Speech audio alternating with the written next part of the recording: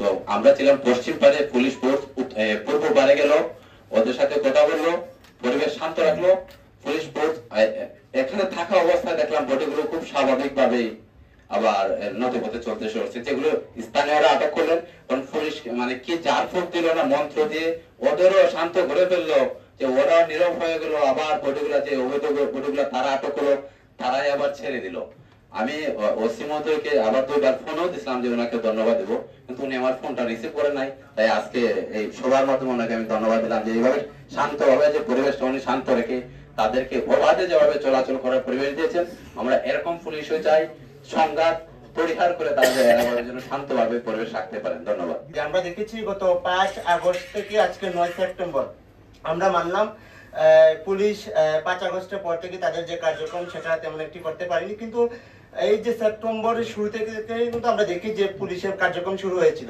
যাই হোক, আমরা দুবাজানের কথা যদি বলি, আমরা দেখেছি ওইখানে পুলিশের টহল রয়েছে, কিন্তু পুলিশে এমনিই সারা দেশে পুলিশ কর্ণায়ক হয়ে আছে এখন।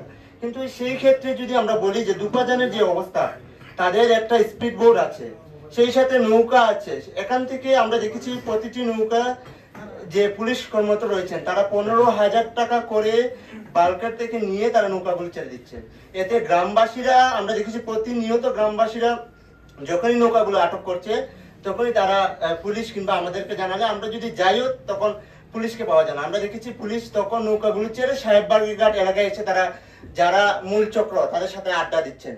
এটা আসলে সত্যিই খুব দুঃখজনক। ছাত্র আন্দোলনের বিরুদ্ধে অত্যন্ত ন্যাক্কারজনক ভূমিকা ছিল ওনার। সরকারের একটা অংশ ছিল যে নিরপরাধ যারা ব্যক্তি ছিল তাদেরকে বিনা অপরাধে মামলায় জড়ানো। আমাদের এরিয়া হচ্ছে 150 গজের ভিতরে, এর বাইরে আমরা আসতে পারি না। এর বাইরে আসলে পারে ওটা আমাদের বাইরে এসে চলে যায়, এখতিয়ারের বাইরে চলে যায়।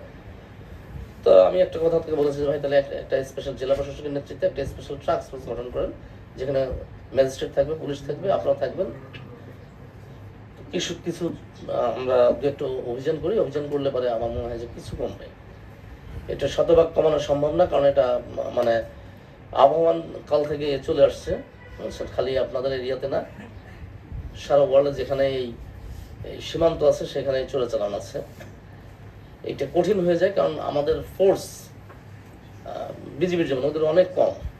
ওরা একটা পোস্ট থেকে আর একটা পোস্টে আসলে পরে চলাচলে এত বেশি মানে ফাস্ট। আমি দেখেছি, আমি নিজে চোখে দাঁড়িয়ে দেখেছি আপনার হিলতে জাস্ট দাঁড়িয়ে আছে বিএসএফ এবং আমার তখন তো আমি 6 সালে বিডিআর ছিল। ওরা জাস্ট একটু সরে গেছে, ও পাশে বাড়ি আছে, পাশে বাড়ি আছে, মানে বস্তা এভাবে মারছে, ওরা নিয়ে ঘরে ঢুকেছে। তখন আর এই বিডিআর কিছু বলতে পারছে না। তো এখানে একই অবস্থা, বাড়ির ভিতর ঢুকে গেলে পরে আসলে বিজিবি আর পারে না আসলে। তো তারপর আমরা একটা টাস্ক ফোর্স গঠন করে যতটা সম্ভব করা যায়। আর পাশাপাশি আমার পুলিশ বিভিন্ন চেক পয়েন্ট করে দেখি আমরা এই চোরাচালানিটাও বন্ধ থেকে এটা যদি আমরা না যাইতে দিই বা নাই করতে দিই, ওরা নিয়ে আসলো বুঝলাম। আমরা এখানে যদি আটকাতে পারি, এই আটকানোর ক্ষেত্রে আমি একলা পারবো না, আপনাদের সহযোগিতা লাগবে। হয়তো একটা ট্রাক, 2টা ট্রাক, 3টা ট্রাক, 5টা ট্রাক আটকালে পারে, কিন্তু ওদের লস হয়ে যাবে। ওরা তখন ভিন্ন চিন্তা করবে, হয়তো ভিন্ন পথে। কিন্তু আমার সুনামগঞ্জ যাতে ভালো থাকে আমি সেই চেষ্টা করব। সারা বাংলাদেশে বিশেষ করে ঢাকা শহরগুলিতে, ঢাকা শহরে বলছি না, কিন্তু কিশোর গ্যাং তৈরি হয়েছে। এই যে ছেলেপেলেগুলি, ইয়াং ছেলেপেলেগুলি এসেই মাদক নিচ্ছে এবং এরাই কিন্তু এই পরবর্তী গ্যাং তৈরি করছে এবং একে অপরের বিরুদ্ধে মারামারি। বা হয়তো এখানে শুরু হয় নাই, কিন্তু ঢাকাতে কিন্তু হয়তো আমরা 5 জন একসাথে ইয়াং ছেলে আমরা মিশছি, আমাদের দেখতে আরো 5 জন আসছে, এরপরে ওই 5 জনের মধ্যে ভাগ হয়ে গেছে এবং নিয়মিত তাদের মধ্যে মারামারি কাটাকাটি হচ্ছে, গোলাগুলি হচ্ছে, মার্ডার হচ্ছে। তো আমরা চেষ্টা করব যে মাদকের বিরুদ্ধে এবং এই যে জুয়া, আরেকজন বলুন জুয়া, এই জুয়াটা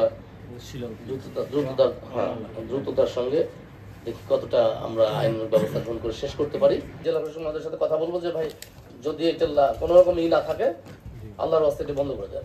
আপনি ম্যাজিস্ট্রেট নিয়ে, আমার পুলিশ নিয়ে আপনি বন্ধ করে দেন।